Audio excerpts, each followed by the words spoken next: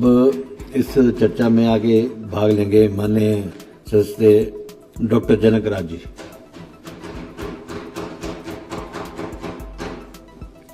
धन्यवाद उपाध्यक्ष महोदय, आपने मुझे मांग संख्या 9 स्वास्थ्य और परिवार कल्याण की कटौती प्रस्ताव पर अपनी बात रखने का मौका दिया। उपाध्यक्ष महोदय, जब इस बजट को देखा पढ़ा तो कुछ विषय जो मेरे ध्यान में आए उनको मैं यहाँ बताना चाहूँगा।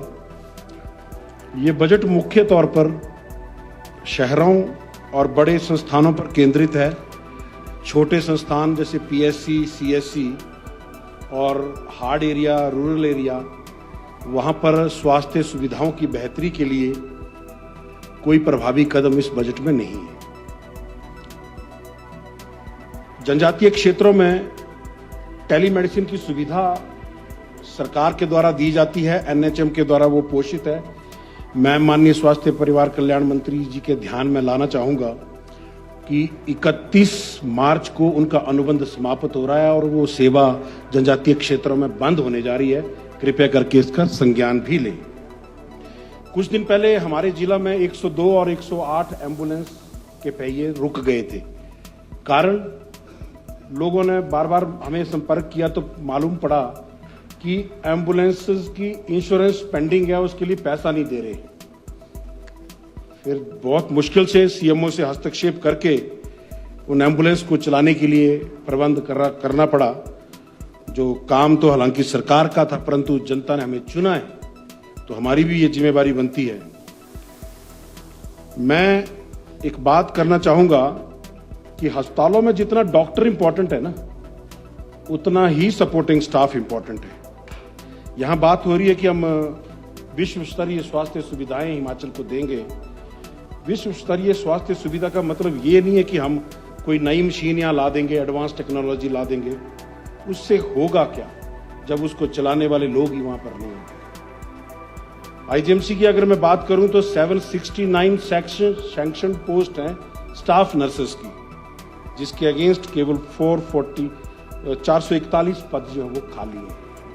कैसे हम विश्व स्तरीय सुविधा देंगे? ये हालत आपके आईजीएमसी का है, जो स्टेट का सबसे बड़ा प्रीमियर इंस्टीट्यूट है। आज सुबह के अखबार में खबर लगी है, डीडीयू में हाल बेहाल, डीडीयू में हाल बेहाल। लाइन में खड़े रहे मरीज एक डॉक्टर के सहारे पूरी ओपीडी। जब आपके स्टेट कैपिटल में आपके जो बजट सेशन के दौरान ये 2 इंस्टीट्यूट जो आपके 4 किलोमीटर की रेडियस में आते हैं, वहां पर ये व्यवस्था है, तो भरमौर, पांगी, किन्नौर, लाहौल स्पीति वालों को तो कोई उम्मीद करनी नहीं चाहिए सरकार से। एक सुझाव भी देना चाहूंगा स्वास्थ्य मंत्री जी। मैंने अपनी सर्विसेज के दौरान देखा, बेचारी स्टाफ नर्सेज आती हैं, 8 घंटे की ड्यूटी पे आती हैं, 3 घंटे और रजिस्टरों पे लाइनें खींचती रहती हैं। मैंडेटरी उनको 12-15 कुछ रजिस्टर्स होते हैं जो बनाने पड़ते हैं। डीएमई साहब यहां बैठे हैं, जानते होंगे। तो क्यों ना सरकार उनको बने बनाए रजिस्टर दे, जिसमें कॉलम बने। उनको बेचारियों को कभी लाल पेन से लाइन मार रही होती हैं, कभी वो स्केल ढो रही होती हैं, और जो काम पेशेंट केयर के लिए लगना है उस काम को वो कागज भरने में लगाती है। तो ये तो व्यवस्था परिवर्तन इतना तो सरकार कर ही सकती है, बाकी तो क्या उम्मीद करें, परंतु इतना तो आपको मुझे लगता है करना चाहिए। दवाओं की उपलब्धता और उनकी गुणवत्ता सुनिश्चित करवाना ये सरकार का काम है, परंतु इसके लिए गाली कौन खा रहा है? जो डिलीवर कर रहा है वहां पे, वो डॉक्टर। ये देखो, डॉक्टर ने घटिया दवाई लिख दी, डॉक्टर ने महंगी दवाई लिख दी। तो डॉक्टर थोड़ी रेट डिसाइड करता है, रेट डिसाइड करती है सरकार। तो सरकार को इस विषय पर भी मैं एक सुझाव देना चाहूंगा कि हम क्यों टेंडर खेलते हैं। 6 महीने हम टेंडर फाइनलाइज करने में लगाते हैं, फिर उसको सप्लाई ऑर्डर में आने में टाइम लगता है, हमारा बजट ईयर खत्म हो जाता है और दवाई की सप्लाई आती नहीं है। ये प्रैक्टिकल सिचुएशन है, और मैं इस सरकार की बात नहीं कर रहा हूं, ये व्यवस्था की गलती है।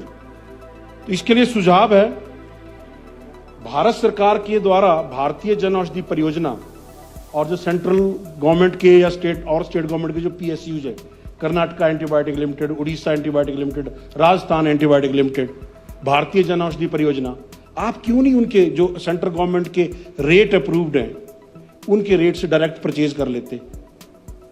क्वालिटी भी आपको इंश्योर रहेगी, भारत सरकार का भी, और सरकार का ही पैसा सरकार के पास रहेगा। फिर क्यों हम इन चीजों में पड़े रहते हैं? फिर इस बजट में एक बात मुझे नजर आई कि ये हेल्थ पर नहीं, यहां इलाज पर बात की गई है। अब आप सोचेंगे मैं क्या कह रहा हूं, क्योंकि हेल्थ का मतलब क्या है? WHO ये बोलती है, it is not merely the absence of disease. अगर आपको बीमारी नहीं है तो आप हेल्दी हैं, ऐसा नहीं है। It is complete physical, mental and social wellbeing. तो वो क्या है हम लोगों पे? हमने इन 3 सेगमेंट जो हेल्थ की डेफिनेशन में विश्व स्वास्थ्य संगठन ने जो लिखे हैं, उसमें हमने कितना काम किया और क्या हम कर रहे हैं, हमें ये सोचना चाहिए। क्योंकि इस बजट में मेनली ट्रीटमेंट पार्ट पे काम किया गया है, प्रिवेंटिव पे कोई ना बात कही गई है। व्यवस्था के हालात क्या हैं? उपाध्यक्ष जी, मैं अपने विधानसभा क्षेत्र की बात करूं तो फीमेल हेल्थ वर्कर के सारे पद खाली हैं, मेल हेल्थ वर्कर के मैक्सिमम पद खाली हैं। एक डाटा मैं आंकड़ा आपके सामने रखूंगा। भरमौर विधानसभा में किलाड़ के अंदर 124 सैंक्शनड पोस्टें हैं पूरे हेल्थ विभाग की, जिसमें से केवल 56 भरी हैं, और उन 56 में 14 क्लास 4 हैं। मतलब इफेक्टिव काम करने वाले लोग जो हैं वो कितने हुए थे? 56 में से 14 माइनस करें तो 42। उसमें कुछ वास्ती जी, ये कट मोशन है। आप फिर मेरे को तीर मत लीजिए, मैं बता रहा हूं, फिर मैं कुछ ऐसी बात कह दूंगा जो पीड़ा देगी आपको बहुत ज्यादा, इसलिए शांत रहे। ये कब गवर्नमेंट कंटिन्यूटी में होती है?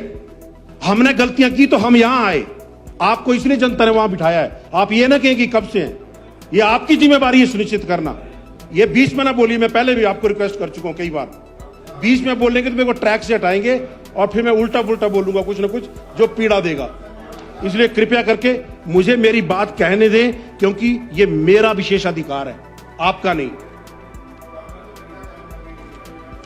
हाँ, पीड़ा बढ़ाने के लिए। और यही हालत भरमौर की है। भरमौर में 128 सैंक्शन पदों में से केवल 39 भरे हैं पूरे ब्लॉक में, उसमें से 16 क्लास 4 है। बाकी कोई क्लर्क है, कोई सुपरिटेंडेंट है, कोई कैशियर है, कोई क्या है। तो स्थितियां क्या हैं वो मैं बयान करता हूं। एक प्रसूता महिला जिसका बच्चा 1.5 महीने का है, उसको 1.5 महीने के बच्चे को इंजेक्शन लगाने जाना है, 8 किलोमीटर वो अपने बच्चे को पथरीले रास्तों पे, पहाड़ी रास्तों पे पीठ पे बांध के बारिश में, बर्फ में लेके जाती है सड़क के किनारे, क्योंकि एक आदमी है पूरे ब्लॉक में। बोला भाई यहां आ जाओ, सारे इकट्ठे हो जाओ, यही इंजेक्शन लगा देंगे तुम्हारे को। फिर ये घर द्वार स्वास्थ्य सेवाओं की बात करते हैं कि हम तो घर घर सेवा देंगे। हालात ये हैं, आप सोचिए। अब मेरी बहन, मेरी बेटी, मेरी मां और जो महिलाएं, एक प्रसूता महिला उसकी पीड़ा को समझे। ये कोई राजनीति की बात नहीं है, मानवता की बात है। और पूरे दुनिया में अल्ट्रासाउंड अवेलेबल है। आज कंजेनाइटल मालफॉर्मेशन अब उसके अल्ट्रासाउंड के बाद बहुत कम हो गई हैं, परंतु मेरा विधानसभा क्षेत्र, मैंने पिछली बार सवाल भी लगाया था, आज भी मेरे विधानसभा क्षेत्र में माननीय मंत्री जी, लोग जन्मजात विकलांगताओं के साथ पैदा हो रहे हैं। कारण क्योंकि उनके अल्ट्रासाउंड नहीं हो रहे। एक बच्ची छोटी सी मुझे मिली, दोनों बाजुएं नहीं है, 5 साल की है, खेलती है, बड़ा खुश होती है। अभी उसको मालूम नहीं उसके जीवन में क्या कमी है, दोनों बाजुएं जन्म से ही नहीं है। ऐसे अनेकों बच्चे, हैंडीकैप्ड बच्चे पैदा हो जाते हैं परिवार में, क्योंकि हम वहां पर अल्ट्रासाउंड की सुविधा देने में असमर्थ है। मशीन खरीद ली गई है, मशीन खरीद ली गई है, परंतु बंदूक रखी है कर्नल साहब पर, चलाने वाला फौजी नहीं है। और यहां एक बात कही गई, मैं व्यवस्था का एक बात कहूंगा, और मैं इसमें कोई पार्टिकुलर किसी पार्टी के लिए नहीं कह रहा हूं, मैं यहां बैठे अधिकारियों को यह बात कह रहा हूं। सरकार के द्वारा गाइडलाइन तय की गई है कि एमआरआई की मशीन 10 सालों के बाद रिप्लेस होनी चाहिए। कंपनी भी बोलती है 10 साल बाद हमारी जिम्मेदारी नहीं है। यहां बार बार बयान किया जाता है कि 20 सालों से आई मशीन जो है वो बदली नहीं गई, हमने बदलने का प्रयास किया। बहुत अच्छी बात है, बदलनी चाहिए, ड्यूटी बनती है हमारी। पहला प्रयास 2016 में हुआ बदलने का, 17 में हुआ, 19 में हुआ, 20 में हुआ, 22 में हुआ, अनेकों बार टेंडर हुए, परंतु आपकी लाल फीताशाही ने, ये सिंगल बिड है, ये ऐसी बिड है, ये वैसी बिड है, ये करके हमेशा उसको ठंडे बस्ते में डाल दिया। तो क्या आपसे पहले किसी ने प्रयास नहीं किए प्रयास? इसके लिए भी सुझाव देना चाहूंगा।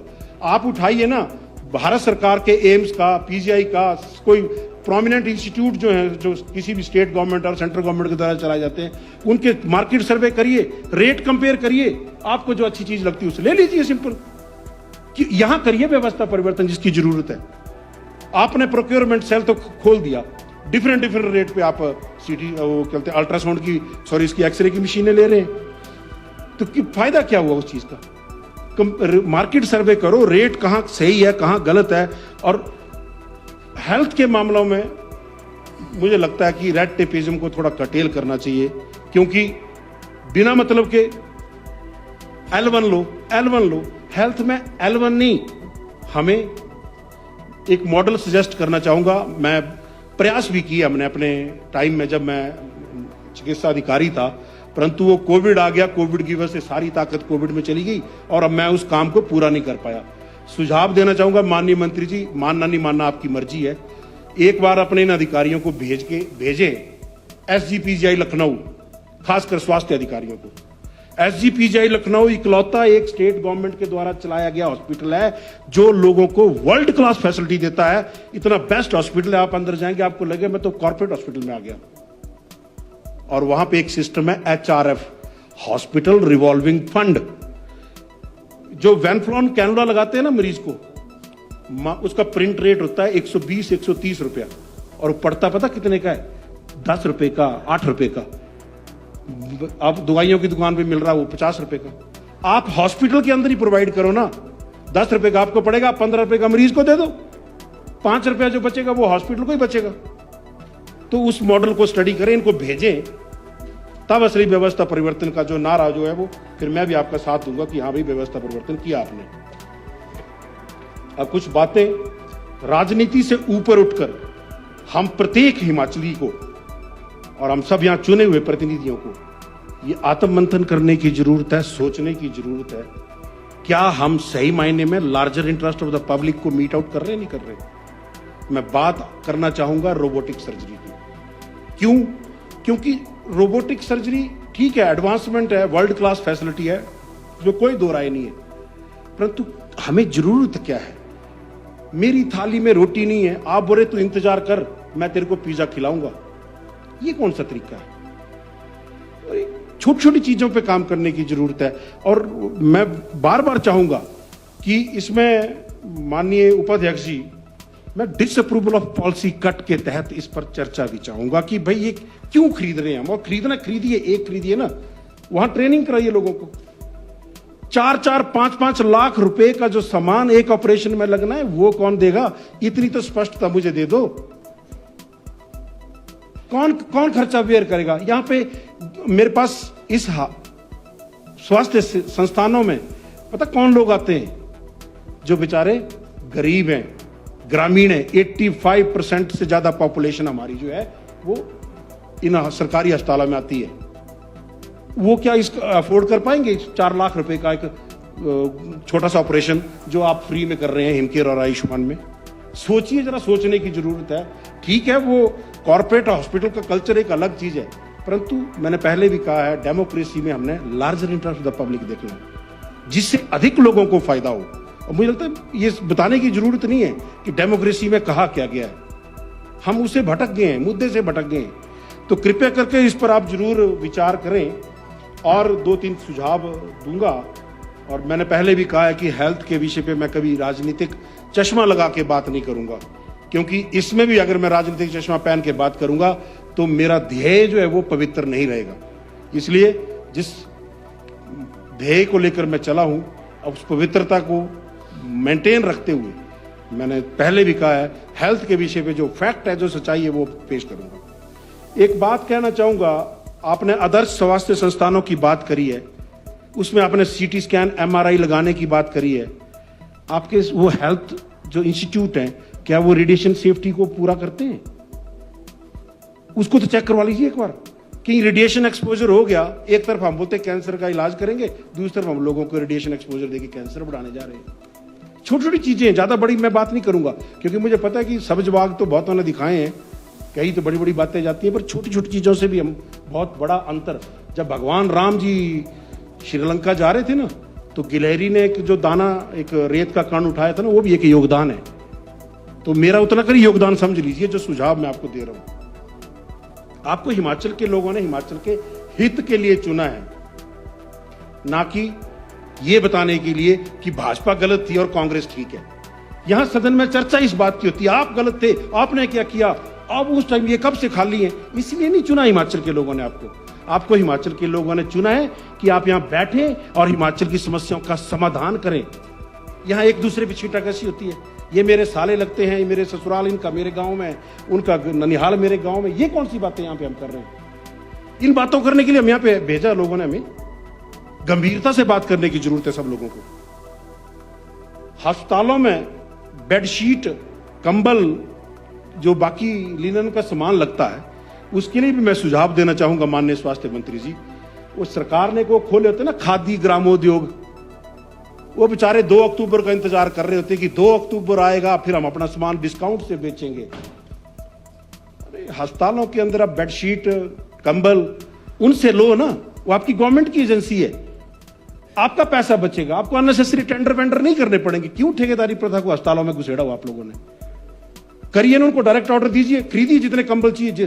खादी का भी प्रचार होगा, और वैसे भी जो जिस विचारधारा को सत्ताधारी दल समर्थन करता है, वो तो वैसे भी खादी के नाम पे बहुत बड़ी राजनीति हुई है।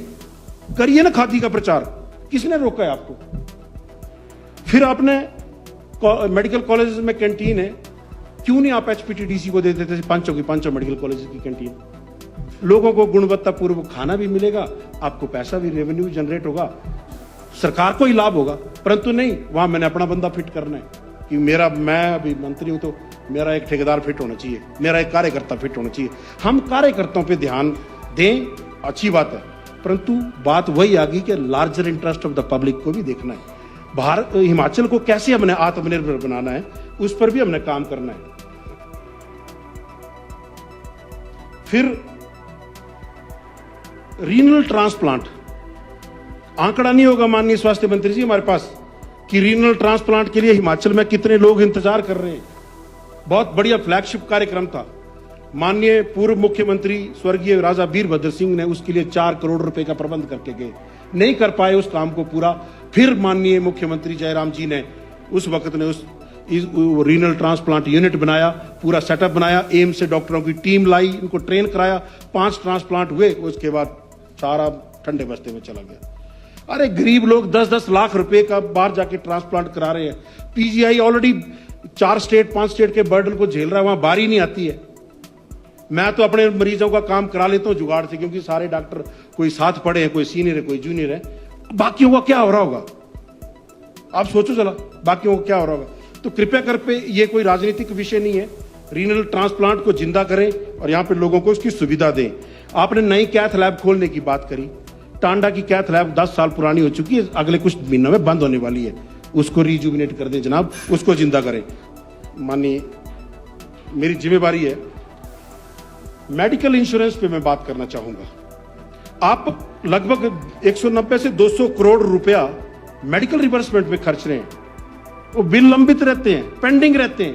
अरे योजना का इंश्योरेंस का दायरा बढ़ाओ, सबको इंक्लूड कर दो, गवर्नमेंट एम्प्लॉय को भी इंक्लूड कर दो, रिटायर्ड को भी इंक्लूड कर दो। हिमाचल को एक ऐसा state of art insurance model दो जो एपीजे अब्दुल कलाम जी ने 2004 में जो यहाँ पे लेक्चर दिया, एक बार अपने अधिकारियों को बोलना उसको पढ़ ले, गूगल पे अवेलेबल है, उसमें क्या क्या गए हैं वो बात ही खत्म हो जाती है। जीआईएस में आप पैसा तो दे रहे हैं एम्प्लॉइज को इंश्योरेंस का, उसको क्लब करके उतना कर पैसा थोड़ा सा आप डाल दो, पूरे हिमाचल को कैशलेस ट्रीटमेंट की सुविधा दो।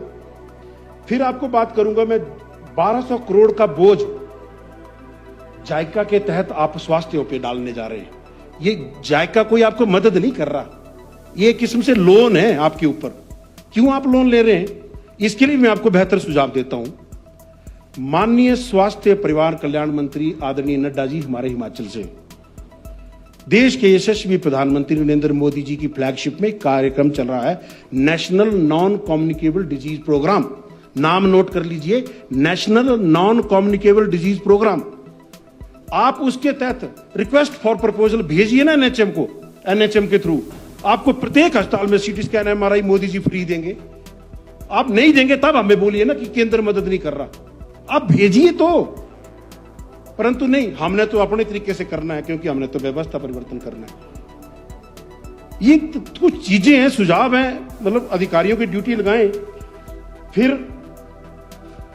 एक बात मैं कहना चाहूंगा, हीमोफीलिया को लेकर मैंने पिछली बार भी इस सदन में, माननीय सदन में बात कही थी, सुझाव दिया था, परंतु वो फलीभूत नहीं हुआ। भगवान जाने क्या कारण है कि भाई मना किया गया कि इनकी बात नहीं सुननी है।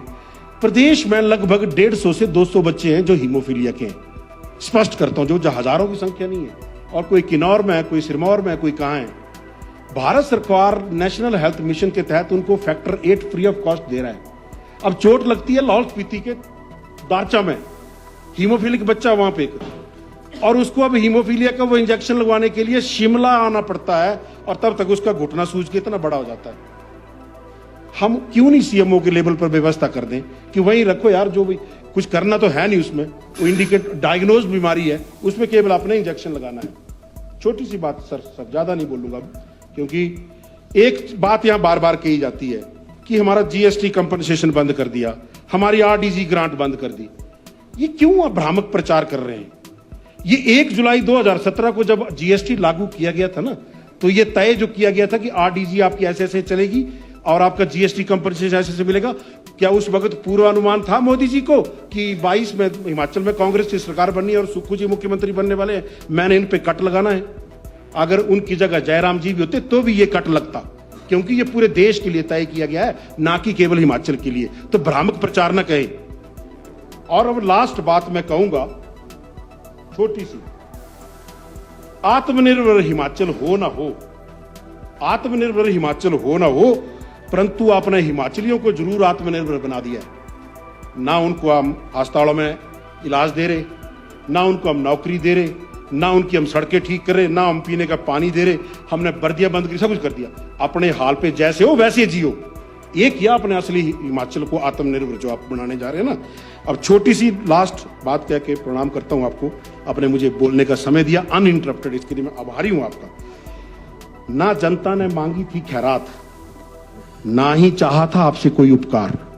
ना जनता ने मांगी थी खैरात, ना ही चाहा था कोई उपकार। सत्ता के लोभ में बहकाया था आपने, सत्ता के लोभ में बहकाया था आपने, अब तो पूरा कर दो सरकार।